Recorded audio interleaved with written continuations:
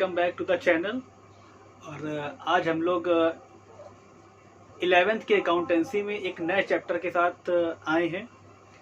पिछला जो चैप्टर हमारा था, जिन्होंने पिछला वीडियो नहीं देखा है वो प्लेलिस्ट में जाके वहां से देख सकते हैं। और आज जो हमारा चैप्टर स्टार्ट होने जा रहा है that is basic accounting terms.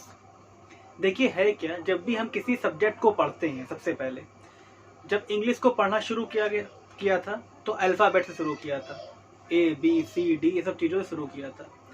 ऐसे ही अकाउंटेंसी को अच्छे से समझने के लिए हमें उसमें यूज होने वाले जो बेसिक टर्म्स हैं वो अच्छे से पता होने चाहिए कि आखिर अकाउंट्स में वो टर्म्स जो बार बार आते रहेंगे, अगर हमको वो मतलब ही नहीं पता उनका तो फिर हमारे लिए बहुत ज़्यादा प्रॉब्लमेटिक सिचुएशन रहेगी। तो सबसे पहले हमारा काम यही है कि जो भी अकाउंट्स के टर्म्स हैं उनको हम अच्छे से क्लियर कर लें, ताकि आगे जब भी कभी उनका यूज़ हो तो उनको हम अच्छी तरीके से समझ पाएँ और उसका यूज़ कर पाएँ। तो सबसे पहला जो बेसिक अकाउंटिंग टर्म्स है, चैप्टर नंबर 2 से हम लोग डील कर रहे हैं, that is basic accounting terms. तो जो पहला टर्म्स हम लोग लेंगे दैट इज़ ट्रांजेक्शन्स। जब हम लोगों ने अकाउंट्स की डेफिनेशन भी पढ़ी थी या समझी थी फर्स्ट चैप्टर में, तो वहाँ भी यही था कि अकाउंट्स में हम लोग डिफरेंट टाइप के ट्रांजेक्शन्स को और इवेंट्स को रिकॉर्ड करते हैं। तो सबसे पहला क्वेश्चन ये आता है कि व्हाट इज अ ट्रांजेक्शन, आखिर ट्रांजेक्शन होता क्या है। ट्रांजेक्शन वो चीजें होती है, यानी जहां पे अकाउंट्स में हम ट्रांजेक्शन वो चीजें जहां पे दो लोग इन्वॉल्व होते हैं। अगर हमने गुड्स बेचा, ठीक है ना, तो I am a seller and जिसको हमने बेचा है वो हमारा बायर है, या हम ये बोल सकते हैं आई एम अ वेंडर और जिसको हमने बेचा वो वेंडरी। ठीक है, तो कहने का मतलब ये एटलीस्ट 2 पार्टीज आर इन्वॉल्व।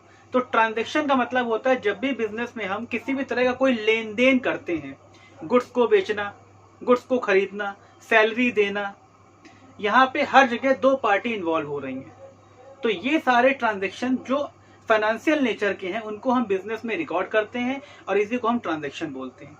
और सिंपली अगर हम लोग कहें तो ट्रांजेक्शन क्या होता है, it is a exchange of money, goods and services by an entity, यानी कोई भी एंटिटी जो गुड्स को या सर्विसेज को एक्सचेंज करता है for the in exchange of money. यानी कि अगर मान लीजिए हमारी कोई ऐसी कंपनी है जो सर्विस प्रोवाइडर कंपनी है, जैसे मान लीजिए हमारी ओला की कंपनी है। अब ओला कंपनी हमको क्या देती है, सर्विसेज देती है। ठीक है, एयरटेल कंपनी क्या देती है, हमको सर्विसेज देती है। ठीक है, जोमेटो कंपनी क्या देती है, सर्विसेज देती है। तो हम सर्विस दे रहे हैं और रिटर्न में हमको मनी मिल रहा है। ठीक है, अगर मान लीजिए हमारी गुड्स की कंपनी है, यानी मैन्युफैक्चरर की कंपनी या ट्रेडिंग कंपनी है जहां पे हम गुड्स में डील करते हैं, तो हम गुड्स देते हैं, हमको मनी मिलता है। तो यानी कि गुड्स एंड सर्विसेज को देने के बाद एक्सचेंज में जो हमको मनी मिल रहा है, ये जो पूरा एक लेन देन हुआ दैट इज कॉल्ड ट्रांजेक्शन, इसको हम ट्रांजेक्शन कहेंगे। ये बात क्लियर है आपको। नेक्स्ट हमारा जो अकाउंटिंग टर्म्स है that is called event. Event ये होता क्या है, events are the outcomes of transactions, यानी जो हमारे ट्रांजेक्शंस होते रहते हैं उन ट्रांजेक्शंस के बाद एक सर्टेन टाइम के बाद जो उसका आउटकम होता है उसको हम इवेंट बोलते हैं। जैसे बिजनेस में गुड्स खरीदना, गुड्स बेचना, सैलरी देना, टेलीफोन एक्सपेंस देना, कार्टेज पे करना, तमाम तरह के लेन देन हम करते रहते हैं। लेकिन उन लेन देन के बाद ईयर एंड में क्या होता है, या तो बिजनेस में प्रॉफिट होता है या लॉस होता है। अल्टीमेटली प्रॉफिट एंड लॉस के लिए हमने बिजनेस किया था, तो या तो बिजनेस में प्रॉफिट होगा या लॉस होगा। तो this is the outcome of transactions, यानी कई सारे ट्रांजेक्शन हमने किए, उनका जो रिजल्ट निकल के सामने आया दैट इज अ इवेंट। या वैल्यूएशन ऑफ स्टॉक, जो हमने स्टॉक को वैल्यू किया किसी एक पार्टिकुलर डेट पे, दैट इज अ इवेंट। इसको ऐसे समझ सकते हैं हम लोग कि जब हमारा स्कूल जिस समय चल रहा होता है तो हम डेली बेसिस पे स्कूल जा रहे हैं, आ रहे हैं, होमवर्क कर रहे हैं, क्लास वर्क कर रहे हैं, सारा काम कर रहे हैं, असाइनमेंट कर रहे हैं, सब कुछ कर रहे हैं। ठीक है, एक सर्टेन टाइम के बाद हमारा इवेल्युएशन हुआ, एग्जाम हुए, और एग्जाम के बाद पता चला कि भाई आज हमारा रिजल्ट बताया जाएगा। तो जो रिजल्ट बताया जा रहा है, जो रिजल्ट डिक्लेरेशन डे है दैट इज अ इवेंट, वो एक इवेंट है। और इवेंट रोज रोज नहीं होते, ट्रांजेक्शन डेली बेसिस पे होते हैं, इवेंट एक सर्टेन टाइम के बाद होता है। तो अभी हमने ट्रांजेक्शन क्लियर किया आपको और इवेंट क्लियर किया। जिस समय अकाउंट की डेफिनेशन पढ़ी थी सबसे पहले यही देखा था कि अकाउंट्स में क्या होता है, अकाउंट्स में हम डिफरेंट टाइप के ट्रांजेक्शन्स को रिकॉर्ड करते हैं और इवेंट्स को रिकॉर्ड करते हैं। तो हमने आपको पहले ट्रांजेक्शन सिखाया और फिर हमने आपको इवेंट सिखाया। यहाँ तक आई थिंक आपको क्लियर होगा। अगर कोई भी आपको डाउट है तो आप कमेंट बॉक्स में अपना मैसेज छोड़ सकते हैं, उसको हम एज अर्ली एज पॉसिबल, जितनी जल्दी होगा हम उसका आंसर देने की कोशिश करेंगे। हम लोग बिजनेस के ट्रांजैक्शंस और इवेंट्स को समझ चुके हैं और अब हम लोग आगे बढ़ते हैं। तो थर्ड हमारा बेसिक अकाउंटिंग टर्म्स है, दैट इज कॉल्ड बाउचर। हालांकि ज़्यादा इंपॉर्टेंट ये नहीं है, लेकिन प्रैक्टिकलिटी में देखा जाए तो ये बहुत इंपॉर्टेंट अकाउंटिंग ट्रांजैक्शन है। देखो, दो तरह की चीज़ें होती हैं। अभी आप एकेडमिक लेवल पे अकाउंट्स पढ़ रहे हैं, लेकिन प्रैक्टिकल लेवल पे जब आप आओगे तो आपको एक बिल्कुल नई चीज़ नज़र आएगी। तो जब प्रैक्टिकल लेवल पे आएंगे तो वहाँ पे उस समय वाउचर का बहुत बड़ा एक रोल रहता है। वाउचर दो तरह के होते हैं, एक होता है हमारा सोर्स वाउचर और दूसरा होता है हमारा अकाउंटिंग वाउचर। तो पहले बात करते हैं सोर्स वाउचर। सोर्स वाउचर एक तरीके से एक एविडेंस होता है, एक एविडेंस क्रिएट करता है कि हाँ कोई भी ट्रांजेक्शन हुआ है। यानी सोर्स वाउचर को हम क्या कहेंगे, an evidence of transaction having taken place. एक ऐसा एविडेंस जो इस चीज को बताता है कि हाँ कोई भी ट्रांजेक्शन हुआ है, इसका एक गवाह पेश करता है। एग्जाम्पल लाइक कैश मेमो हम बोल सकते हैं। बहुत जगह बिजनेस में अगर हम कैश में ट्रांजेक्शन करते हैं तो वहां पे कैश मेमो दिया जाता है, इनवॉइस दिया जाता है। अगर आप क्रेडिट ट्रांजेक्शन कर रहे हैं, डेबिट नोट, क्रेडिट नोट, ये सब हमारे सोर्स वाउचर के कुछ एग्जांपल्स हैं। उसके बाद अकाउंट वाउचर क्या होते हैं, तो सोर्स वाउचर के बेसिस पे अकाउंट वाउचर तैयार किए जाते हैं। ठीक है ना, सोर्स वाउचर के बेसिस पे अकाउंट वाउचर प्रिपेयर किए जाते हैं। ठीक है, जिसके बेसिस पे हम एंट्री पास करते हैं। तो वाउचर हमारे समझ में आ गए। यानी वाउचर एक तरीके से एक एविडेंस है जिसके बेसिस पे हम इस चीज का अंदाजा लगा पाते हैं कि कोई ट्रांजेक्शन हुआ है। और दो तरह के होते हैं, सोर्स वाउचर और अकाउंट वाउचर। नेक्स्ट हमारा जो टर्म्स है दैट इज कॉल्ड डेटर्स। सबसे पहली चीज तो इसको डेटर्स पढ़ना सीखे हम लोग। बहुत सारे लोग इसको डेप्टर्स पढ़ते हैं, बहुत समय तक डेप्टर्स ही पढ़ते रहते हैं। लेकिन हमें समझना है कि जो बी है यहाँ पे DEBTORS, लेकिन बी साइलेंट है, तो उसको पढ़ेंगे क्या, डेटर्स। पहली बात तो ये समझ लें। कौन होते हैं डेटर्स? डेटर्स वो होते हैं जिनको या जिनसे हमारे बिजनेस को या एंटिटी को कुछ पैसा लेना है, क्योंकि हमारी एंटिटी ने या हमारी बिजनेस ने उनको कुछ गुड्स क्रेडिट पे सेल किया है। ठीक है, क्रेडिट पे हमने सेल किया है तो हमें उनसे पैसा अभी लेना है। जब भी किसी इंसान को हम क्रेडिट पे गुड्स बेचते हैं तो हमें उससे पैसा लेना होता है। तो जिस इंसान को हमने क्रेडिट पे गुड्स बेचा है दैट इज कॉल्ड डेटर्स।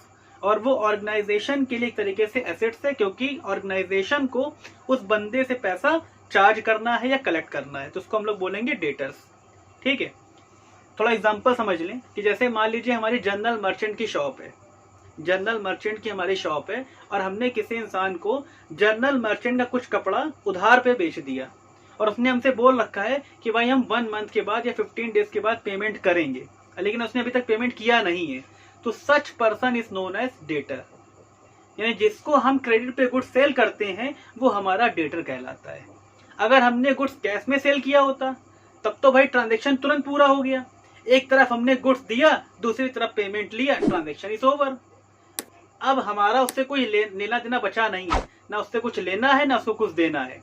लेकिन डेटर से केस में क्या होता है कि हमने गुड्स तो सेल कर दिया लेकिन अभी हमें पेमेंट नहीं मिला है, पेमेंट हमें उससे लेना है। तो such person is known as debtors. ये बात क्लियर हो गई होगी आई थिंक। नेक्स्ट, डेटर्स के बाद क्या होता है, क्रेडिटर्स होते हैं। डेटर्स के बाद क्रेडिटर, जस्ट अपोजिट है डेटर्स का क्रेडिटर, कि जैसे हम क्रेडिट पे गुड्स सेल करते हैं उसी तरीके से हम क्रेडिट पे गुड्स परचेज भी कर सकते हैं। हम क्रेडिट पे गुड्स क्या कर सकते हैं, परचेज भी कर सकते हैं। तो जिन लोगों से हम गुड्स क्रेडिट पे परचेज करते हैं, जिसको हम सप्लायर भी बोल सकते हैं, यानी जिन लोगों ने हमें गुड्स क्रेडिट पे सेल किया है या हमने उनसे गुड्स क्रेडिट पे परचेज किया है और हमें उनको पेमेंट करना है अब की बार, मतलब वो हमारी लायबिलिटी है क्योंकि हमें पे करना है उनको, तो वो लोग बिजनेस के क्रेडिटर कहलाएंगे। ठीक है, एक लैंग्वेज के बेसिस पे देखें तो अ पर्सन और entity to whom amount is owed against credit purchase of goods and services. यानी हमारी ऑर्गेनाइजेशन ने उनसे या तो कोई गुड्स लिया है या सर्विस लिया है और सबसे इंपॉर्टेंट चीज ऑन क्रेडिट, यानी क्रेडिट पे लिया है। तो अल्टीमेटली कुछ दिनों के बाद हमें पेमेंट तो भाई करना पड़ेगा ना, तो वो हमारे लिए एक तरीके से लायबिलिटी होते हैं। तो हमने डेटर को समझ लिया, क्रेडिटर को भी समझ लिया। डेटर्स हमारी एसेट्स हैं क्योंकि हमें उनसे पैसा लेना है, और क्रेडिटर हमारी लायबिलिटी हैं क्योंकि हमें उनको पैसा देना है। क्लियर? नेक्स्ट हमारा होता है परचेज।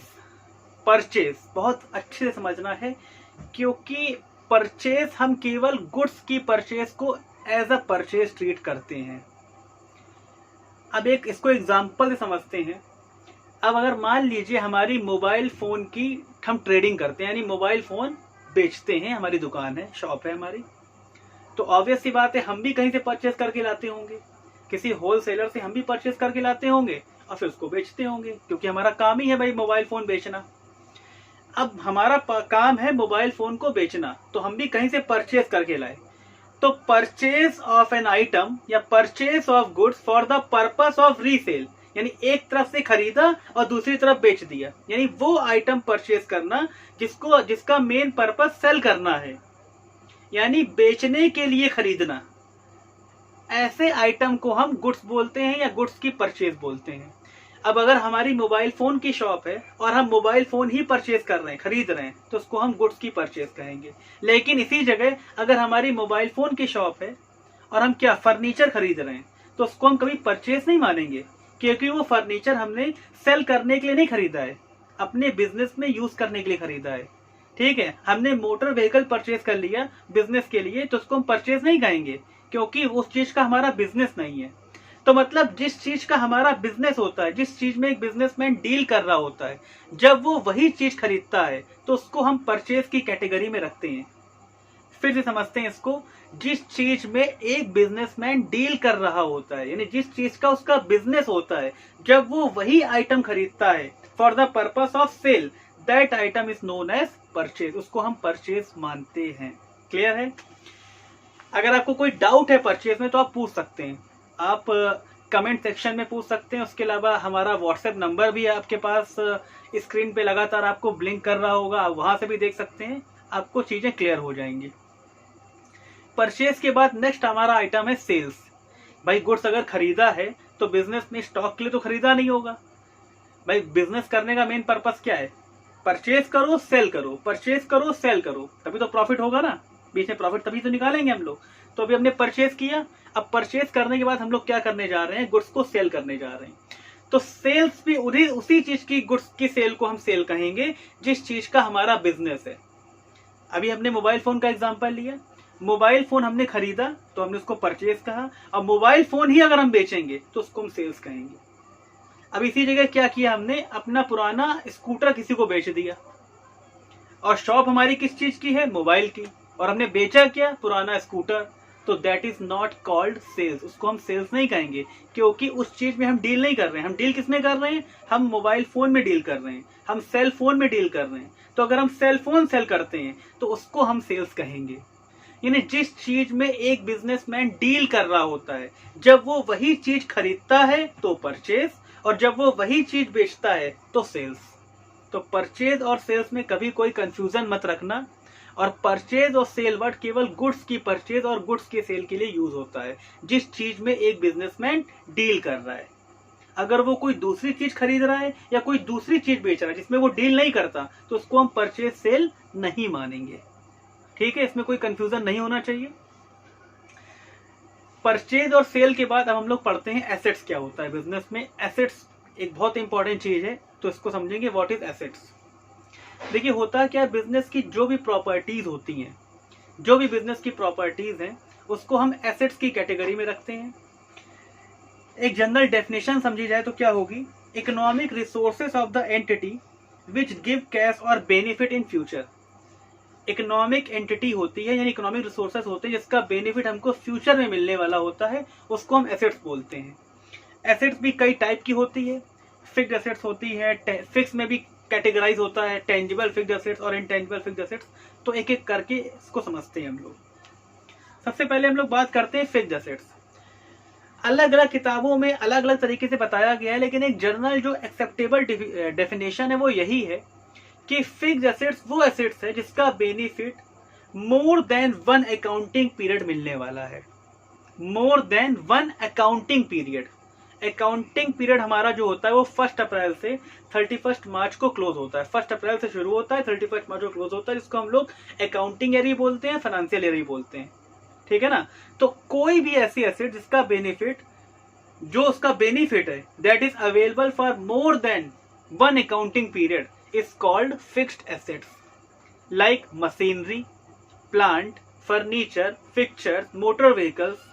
ये सारे हमारे ये जो चीजें होती हैं, इसका बेनिफिट हमको बिजनेस में 1 साल से ज्यादा मिलता है, 2 साल, 3 साल, 10 साल, जैसा भी हो, कई साल तक मिलता है। तो इसको हम लोग क्या बोलते हैं, इसको हम लोग बोलते हैं फिक्स्ड एसेट्स, क्योंकि इसका बेनिफिट हमको कई साल, मतलब 1 साल से ज्यादा मिलने वाला है। अब फिक्स्ड एसेट्स में भी क्या होती है, 2 तरह की एसेट्स होती हैं। पहली होती है टेंजिबल फिक्स्ड एसेट्स और दूसरी होती है इनटेंजिबल फिक्स्ड एसेट्स। अब जैसे एग्जांपल हमने अभी अभी लिया टेंजिबल फिक्स्ड एसेट्स का, हमने कहा लैंड, हमने कहा बिल्डिंग, हमने कहा प्लांट, हमने कहा फर्नीचर, हमने कहा एयर कंडीशन। देखो जो एयर कंडीशन लगा हुआ है तो इसको हम छू भी सकते हैं, देख भी सकते हैं, ये एयर कंडीशन है, छू सकते हैं, देख सकते हैं, तो ये हमारा टेंजिबल फिक्स्ड एसेट्स है, ठीक है, छू भी रहे हैं, देख भी रहे हैं। यानी those assets which have a physical existence, जिसकी फिजिकल एग्जिस्टेंस होती है। ये हमारा हाउस है, इसको छू सकते हैं हम लोग, ठीक है ना, छू रहे हैं, देख रहे हैं, तो ये सब हमारे क्या हैं, ये सब हमारे टेंजिबल फिक्स्ड एसेट्स हैं। दूसरी तरफ इनटेंजिबल फिक्स्ड एसेट्स क्या होता है, which do not have a physical existence, जिसका कोई फिजिकल एग्जिस्टेंस नहीं होता, लाइक गुडविल, पेटेंट, ठीक है, कॉपीराइट, और हमारे जो अकाउंटिंग सॉफ्टवेयर होते हैं, ये भी हमारा इनटेंजिबल फिक्स्ड एसेट की कैटेगरी में रखा जाता है। कंप्यूटर है तो वो हमारा टेंजिबल फिक्स्ड एसेट्स है, कंप्यूटर हम छू सकते हैं, कंप्यूटर का हार्डवेयर हम छू सकते हैं भाई, जैसे आपका माउस है, मदरबोर्ड है, ये आपका मॉनिटर है, ये सब कंप्यूटर का हार्डवेयर पार्ट है, तो ये टेंजिबल फिक्स्ड एसेट्स है। लेकिन दूसरी तरफ अगर हम सॉफ्टवेयर की बात करें तो that is a intangible fixed assets. तो हमने फिक्स्ड एसेट को सीखा, पहले सबसे पहले हमने एसेट्स को सीखा, एसेट्स के अंदर हमने देखा फिक्स्ड एसेट, और फिक्स्ड एसेट के अंदर हमने देखे टेंजिबल फिक्स्ड एसेट्स और इनटेंजिबल फिक्स्ड एसेट्स, ठीक है। हम लोग एसेट्स को समझ रहे हैं, और एसेट्स में हम लोगों ने फिक्स्ड एसेट्स को समझ लिया, फिक्स के साथ साथ हमने टेंजिबल फिक्स्ड एसेट्स और साथ साथ इनटेंजिबल फिक्स्ड एसेट्स के बारे में सीख लिया। एसेट्स को ही कंटिन्यू करेंगे। अदर जो कैटेगरी है हमारी एसेट्स की, that is called current assets. Current assets, अभी अभी जब फिक्स्ड एसेट्स हम लोग सीख रहे थे तो वहां पे हमने देखा था कि वो सारी एसेट्स जिसका benefit more than 1 accounting period मिलने वाला होता है, उसको हम लोग बोलते हैं फिक्स्ड एसेट्स। लेकिन करंट एसेट्स का मतलब वो एसेट्स होता है, वो assets that can be converted into cash with in a short period of time. अब यहाँ पे कॉन्ट्राडिक्शन ये होता है कि वो शॉर्ट पीरियड ऑफ टाइम क्या होगा, तो इसको हम ऐसे समझ सकते हैं कि कोई भी ऐसी एसेट्स जो कि कैश में कन्वर्ट हो जाएगी, ठीक है ना, with in a short period of time, या हम ये बोलें कि with in 1 accounting period is called current assets. Example कुछ ले लें, लाइक डेटर्स, जिनको हमने गुड सेल किया था, याद करिए, तो डेटर्स में हमारे क्या है, करंट एसेट्स हैं, ठीक है। डेटर के साथ साथ बिल्स रिसीवेबल, यानी कभी कभी हम डेटर्स पे एक बिल ड्रॉ कर देते हैं, ठीक है, एक एविडेंस के तौर पे, तो वो जो बिल्स रिसीवेबल है वो भी हमारा करंट एसेट्स है। उसके अलावा cash in hand, cash at bank, prepaid expenses, ये सब हमारे करंट एसेट की कैटेगरी में रखे जाते हैं। तो हमने एसेट्स में फिक्स्ड एसेट्स देख लिया और हमने एसेट्स में करंट एसेट्स को भी देख लिया। अब एसेट्स के बाद हम लोग चलते हैं लायबिलिटीज की तरफ, यानी एक तरफ जहां बिजनेस की जो प्रॉपर्टीज होती है उसको हम एसेट बोलते हैं, दूसरी तरफ जो बिजनेस के ऑब्लिगेशंस होते हैं, बिजनेस के ऑब्लिगेशंस यानी जो वो सारे क्लेम जो बिजनेस को किसी थर्ड पार्टी को पे करने हैं, that is called liabilities of a business. उसको हम बिजनेस की लायबिलिटी के तौर पे ट्रीट करते हैं।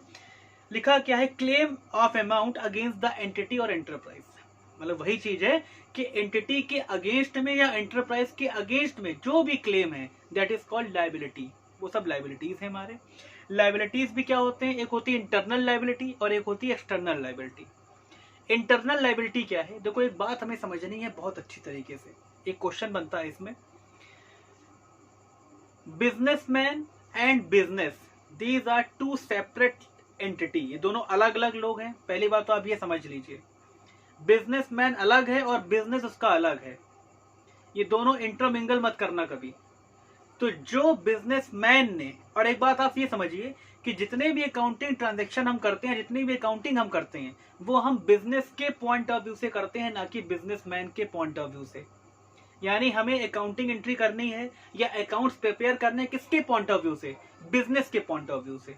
अब जरा सोचना, एक बिजनेसमैन ने मान लीजिए 5 लाख रुपए से बिजनेस स्टार्ट किया, यानी बिजनेसमैन ने कुछ पैसा किसको दिया? बिजनेस को दिया। बिजनेसमैन ने पैसा किसको दिया? बिजनेस को दिया। तो बिजनेस के लिए ये एक लायबिलिटी हो गई कि जब भी कभी बिजनेस वाइंड अप होगा तो वो पैसा जो है वो उस बिजनेसमैन को रिटर्न करे। तो बिजनेस के लिए वो एक लायबिलिटी है। मतलब हम ये सोच सकते हैं कि जब भी कभी बिजनेसमैन बिजनेस शुरू करने के लिए जो कैपिटल इंट्रोड्यूस करता है, जो वो पैसा बिजनेस को देता है, तो बिजनेस के लिए वो एक लायबिलिटी है। कौन सी लायबिलिटी है? Internal liability. क्योंकि वो जो बिजनेसमैन है वो भी बिजनेस के अंदर का एक पार्ट है, तो वो लायबिलिटी तो है लेकिन वो इंटरनल लायबिलिटी है। मतलब यहाँ से एक क्वेश्चन ये भी क्लियर हुआ कि आखिर कैपिटल को हम लायबिलिटी की तरफ क्यों शो करते हैं। एक क्वेश्चन मन में रहता है बच्चों के कि यार कैपिटल तो हमारी है, तो उसको हम लायबिलिटी क्यों मानना है? एक्चुअली में कैपिटल तो तुम्हारी है और तुम एक बिजनेसमैन हो, लेकिन ये लायबिलिटी किसके पॉइंट ऑफ व्यू से है? ये लायबिलिटी बिजनेस के पॉइंट ऑफ व्यू से है, क्योंकि आपने वो पैसा बिजनेस को दिया।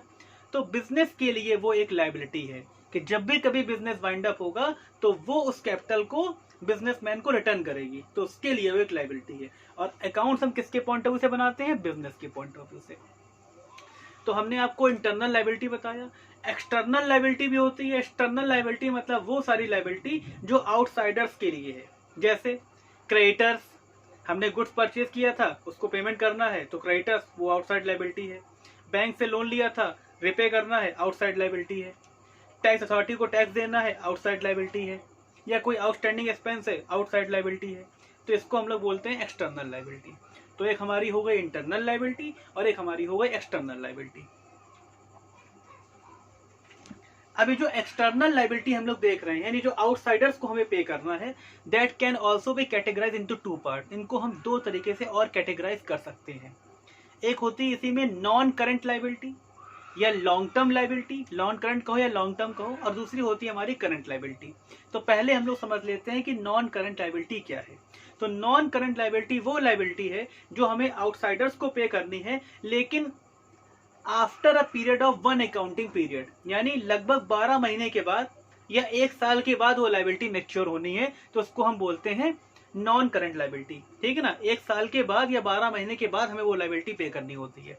मान लीजिए हमने बैंक से एक लोन लिया था और हमने लोन लेते समय एक कंडीशन लगाई थी कि भाई हमको ये लोन 5 ईयर के लिए चाहिए और 5 ईयर के बाद हम इस लोन को रिपे कर देंगे। तो वो जो लोन है वो 1 साल के बाद हमें पे करना है, यानी 5 साल बाद पे करना है, या 5 ईयर में वो लोन मैच्योर होगा। तो वो लोन हमारे लिए एक तरीके से कहें तो नॉन करंट लायबिलिटी माना जाएगा। ठीक है? और दूसरी तरफ अगर हम करंट लायबिलिटी की बात करें तो current liability are those liability which are met with in 1 accounting period, यानी एक ऐसी लायबिलिटी जो 1 ईयर के अंदर अंदर हमें रिपे करनी है, वो सारी हमारी करंट लायबिलिटी की कैटेगरी में रखी जाती हैं। जैसे इसमें हम एग्जांपल ले लें तो सन्ड्री क्रेडिटर्स, जो हमारे क्रेडिटर्स हैं वो उन्हें हमें पे करना होता है, 1 साल के अंदर ही हम नियर अबाउट पे कर ही देते हैं उनको, तो हमारी करंट लायबिलिटी होती है। बिल्स पेबल हमारी करंट लायबिलिटी है। आउटस्टैंडिंग एक्सपेंस हमारी करंट लायबिलिटी है। तो ये कुछ हमारे लिए एडवांस इनकम करंट लायबिलिटी है, इनको हम करंट लायबिलिटी मानते हैं, यानी इनको हमें विद इन 1 अकाउंटिंग पीरियड पे करना होता है, इसीलिए इसको हम लोग करंट लायबिलिटी की कैटेगरी में रखते हैं। तो इसके साथ हमारी लायबिलिटी भी कवर अप हो गई। अच्छा, कुछ लोग एक लायबिलिटी और भी लेते हैं, that is called contingent liability. Contingent liability, contingent का मतलब होता है विच में और मे नॉट बी हैपन, यानी एक ऐसी लायबिलिटी जो आ भी सकती है और नहीं भी आ सकती है। अब सुनने में बड़ा अजीब लगता है कि ऐसी कौन सी लायबिलिटी जो आ भी सकती है नहीं भी आ सकती है, ये ऐसा क्या है? इसको समझने के लिए हम लोग एक केस समझते हैं। देखिए है क्या, मान लीजिए हमारी लैपटॉप की कंपनी है, या लैपटॉप हम लोग सेल करते हैं, इलेक्ट्रॉनिक अप्लायंसेस सारे सेल करते हैं, मोबाइल फोन, लैपटॉप। तो हमने एक लैपटॉप किसी पार्टी को सेल किया 50,000 रुपए का, और हमने ये बोला था उससे कि इसमें 6 मंथ की गारंटी है, यानी 6 महीने की हम आपको गारंटी दे रहे हैं एक्सेसरीज पे। विद इन 6 मंथ, यानी 6 महीने के अंदर अंदर मान लो उसके लैपटॉप में कुछ कमी आ गई, कुछ खराबी हो गई, यानी उसका लैपटॉप प्रॉपर तरीके से ऑपरेट नहीं हो रहा था, वो हमारे पास लेके आया। हमने उसका किसी तरह का कोई क्लेम लेने से मना कर दिया। हमने कहा कुछ नहीं हो सकता, आपको जो करना हो करिए। उस बंदे ने कंज्यूमर फोरम में हमारे अगेंस्ट में केस फाइल कर दिया। अभी वो केस कोर्ट में पेंडिंग है, यानी चल रहा है। अब हो सकता है कि उसका जो डिसीजन आए वो हमारे फेवर में आ जाए। अगर फेवर में आता है देन वी हैव, हमें कोई क्लेम नहीं पे करना होगा। लेकिन ऐसा भी हो सकता है कि हमारे अगेंस्ट में आ जाए, तो हमको उसमें क्लेम उसको देना पड़ेगा। तो अब ये एक ऐसी लायबिलिटी है जो डिसाइड कौन करेगा? कोर्ट। ठीक है ना, कोर्ट डिसाइड करेगा। लायबिलिटी आ भी सकती है, लायबिलिटी नहीं भी आ सकती है। तो इस तरह की लायबिलिटी को हम बोलते हैं कॉन्टिजेंट लायबिलिटी। इसको बैलेंस शीट में दिखाया नहीं जाता है, लेकिन बैलेंस शीट के नीचे एज अ फुट नोट हम केवल इसको रिप्रेजेंट कर देते हैं, क्योंकि अकाउंट्स में सब चीजें डिस्क्लोजर कॉन्सेप्ट में होती हैं। यानी कोई भी चीज है तो आप इसको डिस्क्लोज कर दीजिए, डिस्क्लोजर कॉन्सेप्ट। तो एज अ फुट नोट के तौर पे हम लोग बैलेंस शीट के बाहर केवल दिखा देते हैं, बाकी इसको बैलेंस शीट के अंदर हम नहीं रखते। सो नेक्स्ट हमारा जो बेसिक अकाउंटिंग टर्म्स है दैट इज स्टॉक। अच्छा, स्टॉक को हम इन्वेंट्री भी बोलते हैं, लेकिन देखिए है क्या, स्टॉक और इन्वेंट्री में थोड़ा सा डिफरेंस है। इन्वेंट्री बोलते हैं, बोल सकते भी हैं, लेकिन थोड़ा डिफरेंस है। देखिए होता क्या है, बिजनेस भी दो तरह का है, या तो हम ट्रेडिंग का बिजनेस करते हैं या हम मैन्युफैक्चरिंग का बिजनेस करते हैं। अगर हम ट्रेडिंग का बिजनेस कर रहे हैं, यानी गुड्स को खरीदना, गुड्स को बेचना, बस, यानी एक तरीके से कहें तो हम रिटेलर हैं या होलसेलर हैं। अगर होलसेलर हैं तो हमारा कनेक्शन, यानी हम एक तरीके से एक कनेक्टिंग लिंक है between the manufacturer and retailer. Manufacturer और रिटेलर के बीच में हम हैं, यानी हमने मैन्युफैक्चरर से परचेज किया और रिटेलर को सेल कर दिया। और अगर सपोज करो हम रिटेलर हैं, तो रिटेलर एक लिंक होता है between the wholesaler and the ultimate consumer या फाइनल कंज्यूमर। तो ये है ट्रेडिंग का बिजनेस, यानी कहीं से खरीदो किसी को बेच दो। अब होता क्या है कि आपने जैसे मान लीजिए 10 आर्टिकल्स परचेज किए, ठीक है, ड्यूरिंग द ईयर, और 10 आर्टिकल्स में से क्या हुआ कि आप केवल 8 सेल कर पाए, यानी 2 आर्टिकल ऐसे थे जो आप सेल नहीं कर पाए ड्यूरिंग द ईयर, इस साल नहीं बेच पाए। तो कोई बात नहीं, इस ईयर नहीं बेच पाए तो नेक्स्ट ईयर सेल करेंगे, तो वो हमारे लिए इस ईयर का स्टॉक बन जाएगा, यानी इसको हम कहेंगे स्टॉक, और इसको हम कहेंगे क्लोजिंग स्टॉक। क्योंकि ईयर के एंड तक वो सारा प्रोडक्ट जो हम सेल नहीं कर पाते हैं उसको हम बोलते हैं स्टॉक, और ईयर के एंड में नहीं बेच पाए तो that is called closing stock. और यही जो इस ईयर का क्लोजिंग स्टॉक है, जैसे 31 मार्च 2020 के लिए मान लीजिए वो क्लोजिंग स्टॉक है, तो जो नेक्स्ट अपकमिंग ईयर आने वाला है यानी 2021-22, तो 1 अप्रैल 2021 के लिए वो हमारा बन जाएगा ओपनिंग स्टॉक। यानी किसी एक ईयर का क्लोजिंग स्टॉक नेक्स्ट ईयर के लिए बन जाता है ओपनिंग स्टॉक। तो यहाँ पे हमने स्टॉक बताया किसके लिए, जिनका ट्रेडिंग का बिजनेस है।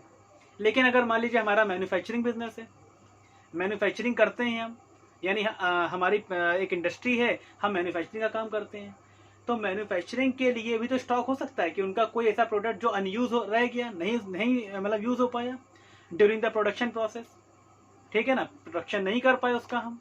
तो यहाँ पे जो भी चीजें अनयूज रह जाती है उसको हम बोलते हैं इन्वेंट्री, ठीक है। और इन्वेंट्री इस कैटेगरी में 3 तरह की होती है, 3 कैटेगरी की होती है। पहला होता है रॉ मटेरियल, ठीक है। रॉ मटेरियल मतलब होता है कोई ऐसा वो सारा मटेरियल जो कि बिल्कुल इस पोजीशन पे जिसपे अभी तक कुछ भी किया नहीं गया है, ठीक है।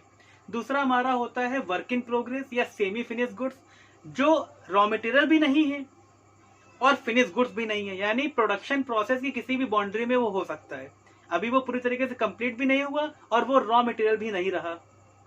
और थर्ड हमारा होता है फिनिश गुड्स, यानी जो बिल्कुल रेडी हो चुका है, रेडी फॉर सेल, लेकिन सेल नहीं कर पाए उसको हम आखिरी तक, तो उसको बोलते हैं हम लोग फिनिश गुड्स। तो इन्वेंट्री है, ये 3 तरह की हो सकती है, raw material, semi finish goods या WIP बोलते हैं इसको, वर्क इन प्रोग्रेस, और तीसरा होता है हमारा फिनिश गुड्स। तो ये हमने स्टॉक और इन्वेंट्री को समझ लिया। नेक्स्ट हमारा होता है प्रॉफिट। अकाउंटिंग टर्म्स है हमारा प्रॉफिट। प्रॉफिट क्या होता है कि भाई बिजनेस हमने प्रॉफिट के लिए ही किया था, और तो प्रॉफिट तो जानना चाहेंगे हम कि भाई कितना प्रॉफिट हुआ। तो प्रॉफिट जानने के लिए हमने पढ़ाया भी था फर्स्ट चैप्टर के अंदर, हम लोग ट्रेडिंग और प्रॉफिट एंड लॉस अकाउंट बनाते हैं, जो बिजनेस के लिए एक तरीके से कहें तो इनकम स्टेटमेंट में कवर अप होते हैं, जिससे हम बिजनेस के प्रॉफिट को एनालाइज कर पाते हैं और डिटरमाइन कर पाते हैं। ट्रेडिंग अकाउंट बनाने का मेन आउटकम होता है ग्रॉस प्रॉफिट को जानना। अब जैसे मान लीजिए कोई सेलफोन बनाने की कंपनी है जो सेलफोन बनाती है, सेल फोन को बनाने के लिए यानी मैन्युफैक्चरिंग करने के लिए उसको डिफरेंट टाइप की चीजें अरेंज करनी होती हैं। कहीं से वो स्क्रीन लेके आएंगे, कहीं से मदरबोर्ड लेके आएंगे, कहीं से रैम लेके आएंगे, कहीं से अदर और भी जो आइटम्स में लगते हैं वो सब चीजें लेके आएंगे। मान लीजिए सब कुछ कलेक्ट करने पे और उसको मैन्युफैक्चरिंग करने में मान लीजिए 5000 रुपीज की कॉस्ट आई, यानी 5000 रुपए का हमने उसको बनाया 5000 रुपीज का, और मार्केट में हमने उसको 7000 का सेल कर दिया। ठीक है, यानी कॉस्ट उसकी थी 5000 और सेलिंग प्राइस था उसका 7000। तो जो 2000 आ रहा है, जो गैप है, that is called gross profit. ये हमारा ग्रॉस प्रॉफिट कहलाएगा। मतलब इसका फॉर्मूला क्या निकल के सामने आया कि gross profit is equal to sales minus cost of goods sold या cost of revenue from operation. आजकल हम लोग सेल्स को रेवेन्यू फ्रॉम ऑपरेशन ही बोलने लगे हैं। तो जब हम रेवेन्यू फ्रॉम ऑपरेशन में से cost of revenue from operation को सब्ट्रैक्ट करते हैं तो जो फिगर निकल के सामने आती है that is called gross profit. Net profit क्या होता है फिर? अब इसी ग्रॉस प्रॉफिट में क्या होगा कि जब हम डिफरेंट टाइप के एक्सपेंस को इनकर करेंगे, लाइक अपने एम्प्लॉयज को सैलरी देंगे, वर्कर्स को वेजेस देंगे, सॉरी वेजेस तो हम दे चुके हैं क्योंकि कॉस्ट ऑफ गुड्स सोल्ड में वो सारे एक्सपेंस आ चुके हैं जो प्रोडक्शन से रिलेटेड थे। अब हम वो उन एक्सपेंस की बात करेंगे जो इनडायरेक्ट नेचर के हैं, जिनका प्रोडक्शन से सीधे कोई लेना देना नहीं है लेकिन सेलिंग से लेना देना है। ठीक है, एडवर्टीजमेंट कराएंगे गुड्स का, ठीक है, एडवर्टीजमेंट कराना, कार्ट फ्रेट पे, सॉरी वो क्या कहते हैं, कैरीज ऑन पर सेल्स पे करना, एडवर्टीजमेंट कराना, ये सारे इनडायरेक्ट एक्सपेंसेस हमारे होते हैं। तो जब हम ग्रॉस प्रॉफिट में से सारे अपने इनडायरेक्ट एक्सपेंसेस को सब्ट्रैक्ट करते हैं तो जो बिल्कुल फिगर निकल के आती है कि जैसे मान लो 2000 हमारा ग्रॉस प्रॉफिट था, इसी 2000 में हमने क्या किया, 1500 के हमारे इनडायरेक्ट एक्सपेंसेस थे, तो जब हमने 2000 में 1500 सब्ट्रैक्ट कर दिया, अब जो फिगर निकल के सामने आई है that is called net profit. ये हमारी नेट प्रॉफिट की फिगर है, यानी बिल्कुल वो प्रॉफिट है जो रियलिटी में हमको हुआ है।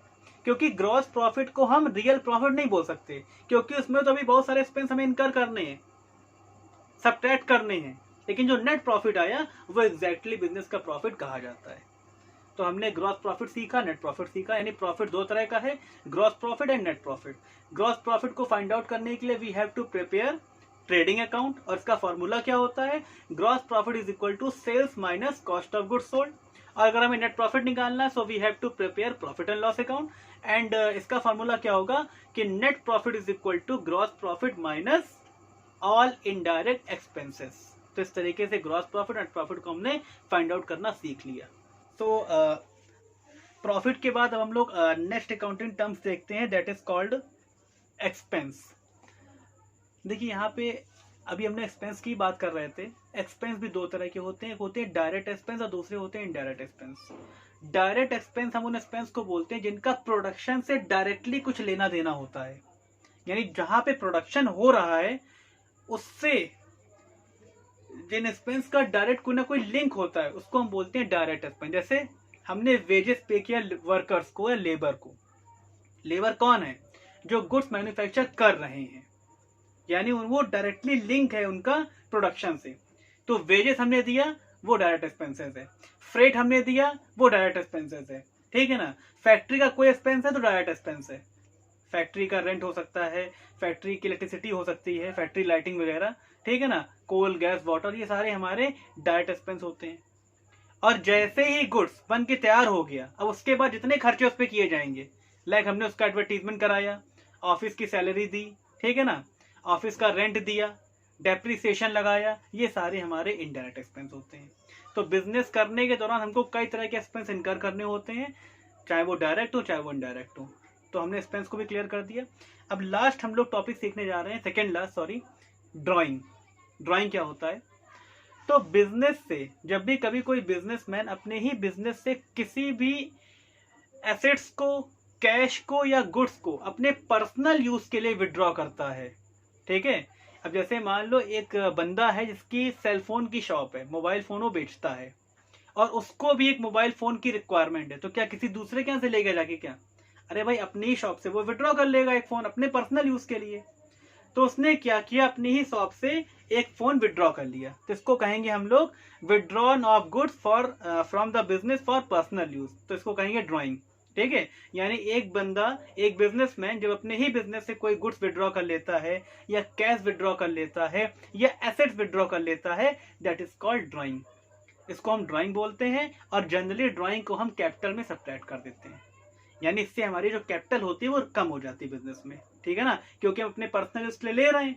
तो जो कैपिटल हमने इंट्रोड्यूस की थी बिजनेस के में, वो कैपिटल अब कुछ कम हो जाती है क्योंकि हमने बिजनेस से कुछ पैसा विड्रॉ कर लिया है। क्लियर है ये बात। और लास्ट हमारा होता है कैपिटल। कैपिटल मतलब क्लेम होता है, क्लेम ऑफ द ओनर और एंटरप्राइज।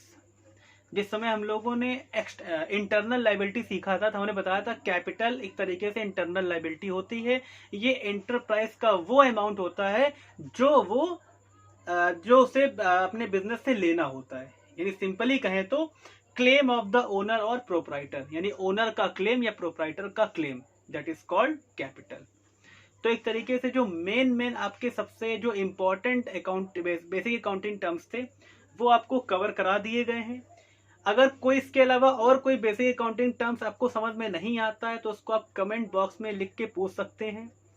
आप व्हाट्सएप कर सकते हैं, आपके पास नंबर आपकी स्क्रीन पे दिख रहा होगा, वहाँ पे आप व्हाट्सएप कर सकते हैं, ठीक है ना। और कमेंट बॉक्स में अपनी क्वेरी पूछ सकते हैं। जो जैसे भी आपकी क्वेरी आती है उसको हम लोग जल्द से जल्द सॉल्व करेंगे। तो इस तरीके से आज हमारा चैप्टर नंबर 2 यानी बेसिक अकाउंटिंग टर्म्स खत्म हो चुका है क्लास 11th का। और इसके बाद हम लोग आगे के चैप्टर्स की तरफ बढ़ेंगे, न्यूमेरिकल की तरफ भी बढ़ेंगे। लेकिन एक्चुअली में थ्योरी एक बेस होता है और बिना बेस के हम आगे न्यूमेरिकल की तरफ नहीं बढ़ सकते, क्योंकि न्यूमेरिकल में ये सारे टर्म्स यूज होंगे, हमको पता ही नहीं होगा इनका मतलब। तो उनका मतलब हमें पता होना चाहिए, इसलिए पहले हम लोग बेसिक अकाउंटिंग टर्म्स सीख लिए, इंट्रोडक्शन सीख लिए। अब आगे हम लोग जो भी और चैप्टर आएंगे उसको धीरे धीरे देखते जाएंगे और आपके डाउट धीरे धीरे क्लियर होते चले जाएंगे, ठीक है। तो आज के लिए केवल इतना ही, और बाकी अगर आपकी कोई क्वेरी होती तो आप पूछ सकते हैं, ठीक है। Thank you, bye bye.